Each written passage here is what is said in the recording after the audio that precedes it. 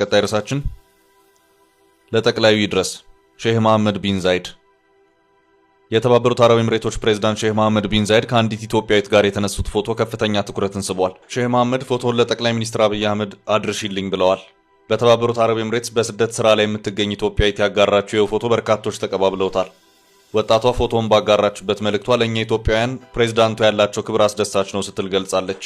ሰናይት የተባለችው ኢትዮጵያዊቷ ወጣት ለ15 ዓመታት ያህል በተባበሩት አረብ ኤምሬቶች ውስጥ በፕሬዝዳንት ሼክ መሐመድ ቢን ዛይድ አልናህያን እናት ሼክ ፋጢማ ቢንት ሙባረክ ቤት ውስጥ ስትሰራ ቆይታለች። በዚህ ዓመት ኢድ ላይ ትኩረት የሳበው ገጠመኝ ተከስቷል። የተባበሩት አረብ ኤምሬትስ ፕሬዝዳንት ሼክ መሐመድ ቢን ዛይድ አልናህያን እናታቸውን ለመጠየቅ መጡ። በዚህ ወቅት ወጣቷ በድፍረት ከፕሬዝዳንቱ ጋር ፎቶ እንድትነሳ ጠየቀቻቸው። ፕሬዝዳንቱን በፈገግታ ኢትዮጵያዊት ነሽ ሲሉ ጠየቋት። እርሷም አዎ ብላ መለሰች። ፕሬዝዳንቱ ፎቶ ለመነሳት ተስማሙ። እሺ ለዶክተር አብይ ሰላምታ አቅርቢልኝ አሏት። ፈገግ እያሉ አብረዋት ፎቶ ተነሱ። ኢትዮጵያዊቷ ስደተኛም ፕሬዝዳንት ሼክ መሐመድ ቢን ዛይድ ለኢትዮጵያውያን ያላቸው ክብር እንዳስደሰታት ተናግራለች።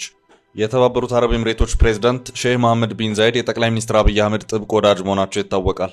ጠቅላይ ሚኒስትር አብይ አህመድ ወደ ስልጣን በመጡ ማግስት ከጎበኟቸው ሀገራት መካከል የተባበሩት አረብ ኤምሬቶች ከቀዳሚዎቹ አንዷ ናት።